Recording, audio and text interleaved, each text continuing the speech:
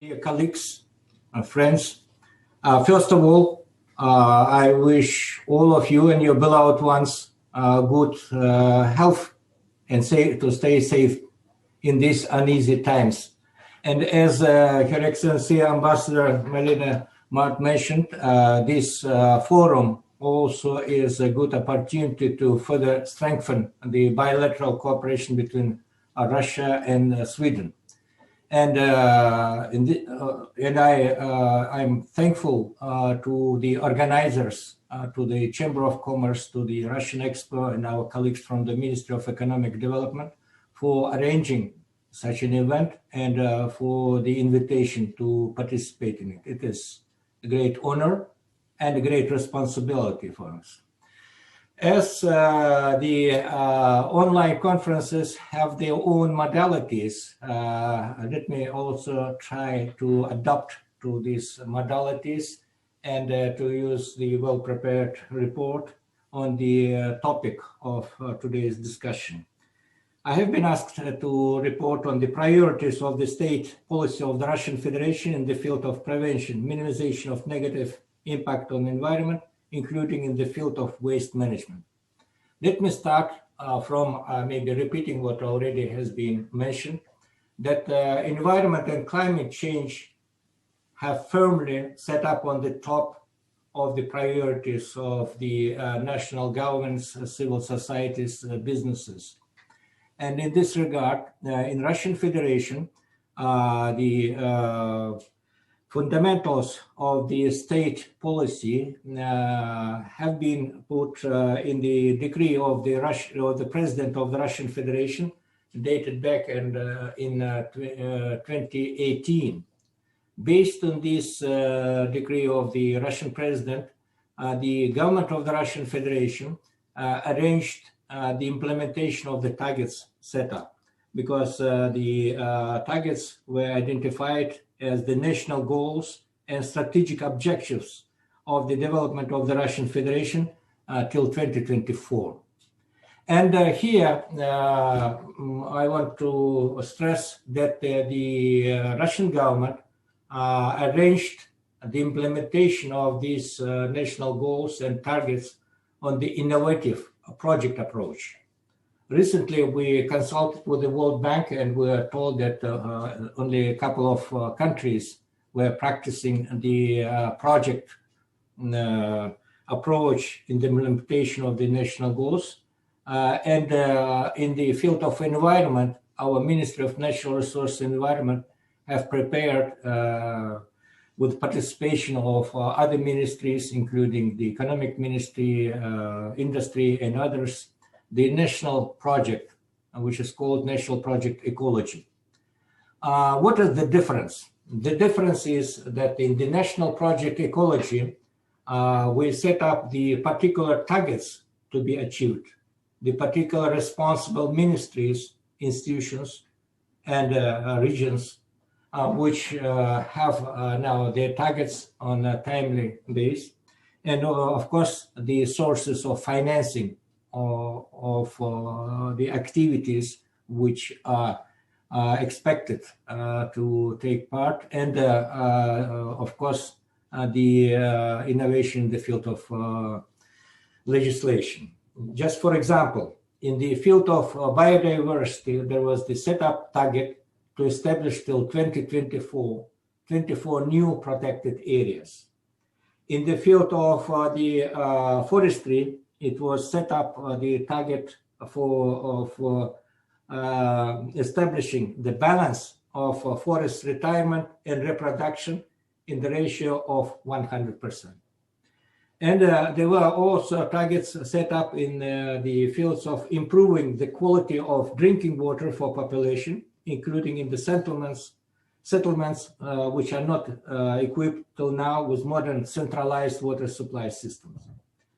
In the water sector, there were also set up the targets on the ecological improvement of water bodies, including the Volga River, and preservation of unique water system like Lake Baikal, Lake Teletsskaya, Ladoga, and others.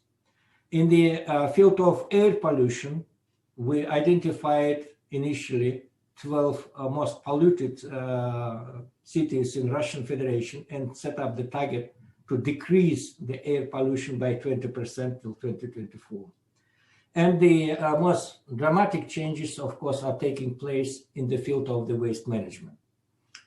In this regard, we started from drastically changing the legislation, starting from 2014, where the new law on the waste management has been accepted and put into the force. We started changing the whole system of the waste management. First of all, we started from making the level of responsibility to be higher from municipalities to the governors level, because we saw that municipalities, sorry to say so, but I'm stating the realities, municipalities have had no financial resources and no qualified personnel and other infrastructures. That's why the level of responsibility was set up on the governors level. Second, the governors or the regions who are calling the subjects of the Russian Federation have worked out the territorial schemes of the waste management, where they put all types of the waste in their territorial schemes, so that we have the information about the volume and composition of the waste. Number three, there were the selection of the regional operators who were put in the responsibility of the waste managing on the ground.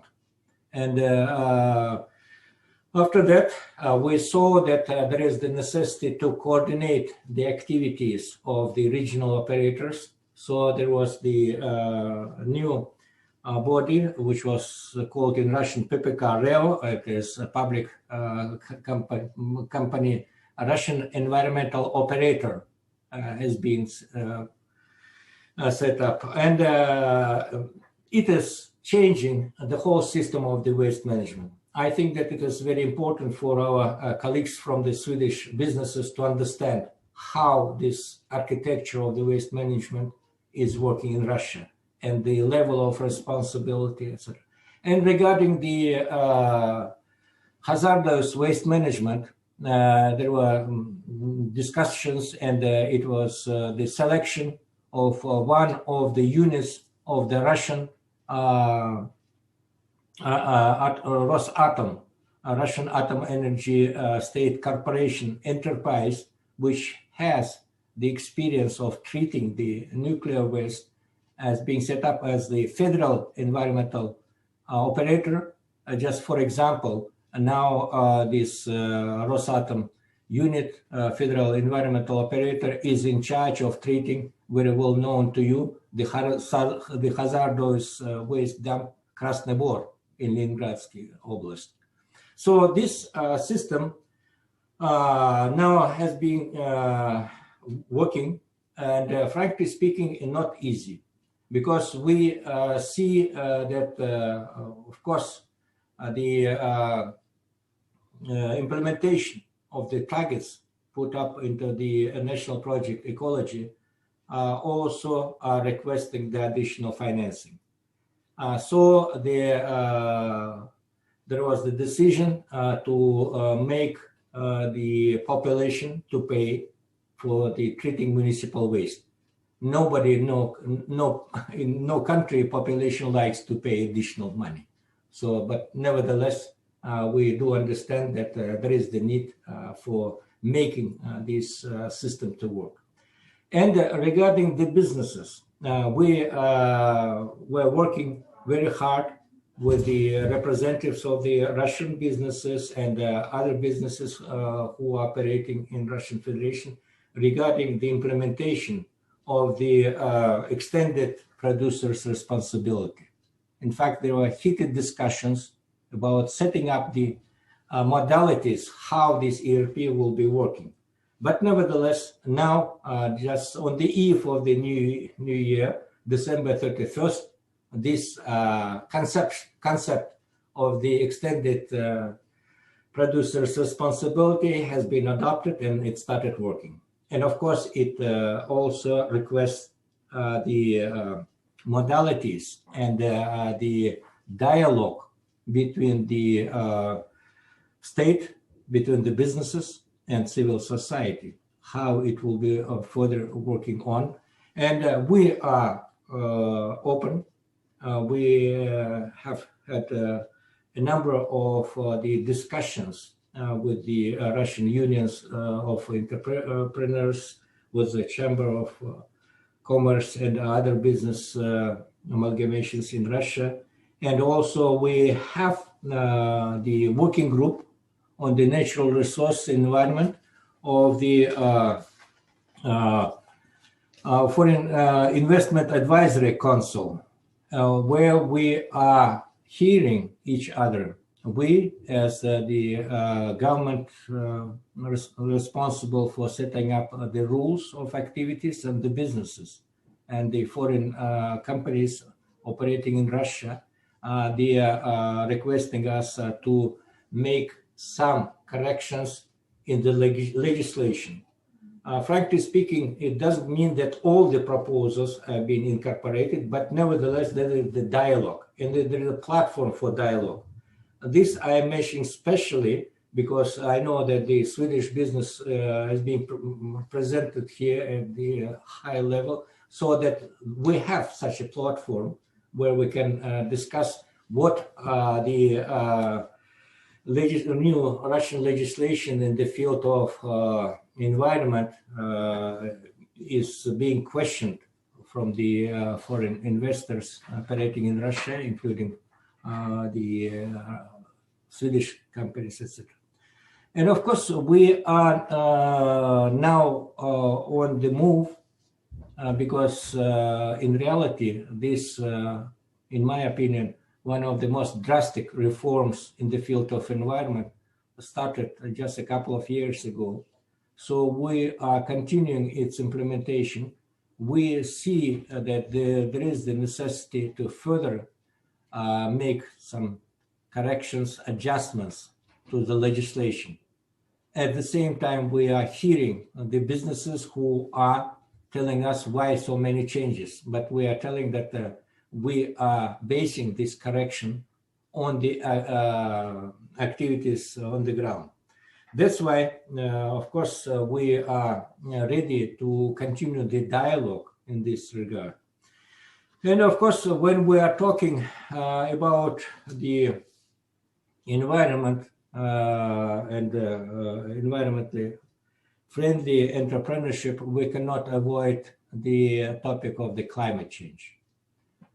First of all, I want to stress here that we do consider the issues of environment and climate change as the issues which are intended not to make the new barriers, including the trade barriers, because we are receiving the signals that there is the attempts to set up the new transboundary carbon taxes, etc., etc. In this regard, I think that we need to work out the modalities, how we can use the environment and climate change for assisting the businesses, but not setting up the new barriers.